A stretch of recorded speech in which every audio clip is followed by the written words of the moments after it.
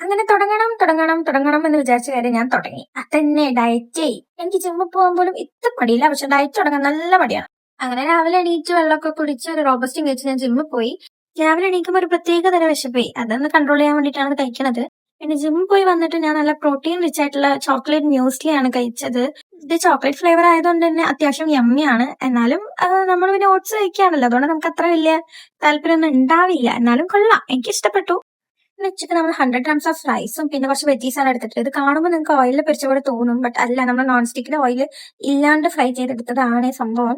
എനിക്ക് ഉപ്പേരി type food അങ്ങനെ ഇഷ്ടമല്ല. ഐ മീൻ ഉപ്പേരി തോരൻ ആ ടൈപ്പ് എനിക്ക് ഇഷ്ടമല്ല. അതുകൊണ്ട് ഇമ്മ അങ്ങനെ ചെയ്ത് തരുന്നതാണ്. പിന്നെ ഈവനിങ് നമുക്ക് അപ്പുറത്ത് ഇവിടുന്ന് കുറച്ച് ചാമ്പക്ക കൊണ്ടുവന്നിട്ടുണ്ടായിരുന്നു. അതും കുറേ കാലത്തിന് ശേഷമാണ് ചാമ്പക്ക കിട്ടുന്നതും.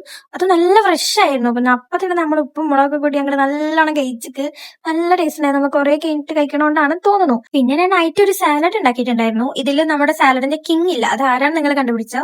അപ്പൊ ഈ സാലഡ് അടിപൊളിയായിരുന്നു. കാര്യം പറയാലോ, സാലഡ് കഴിക്കുന്ന പോലെ എനിക്ക് തോന്നിയില്ല. എനിക്ക് സത്യത്തിൽ സാലഡ് ഇഷ്ടമില്ല. പക്ഷെ ഞാൻ അത്രയും ഭയങ്കര ഇഷ്ടപ്പെട്ട് ഭയങ്കര ടേസ്റ്റ് എമ്മയായിട്ട് ഞാൻ കഴിച്ചു. അപ്പൊ നിങ്ങൾക്ക് ഇതിന്റെ റെസിപ്പി ആണെങ്കിൽ പറഞ്ഞാൽ മതി, ഞാൻ ഇടാം.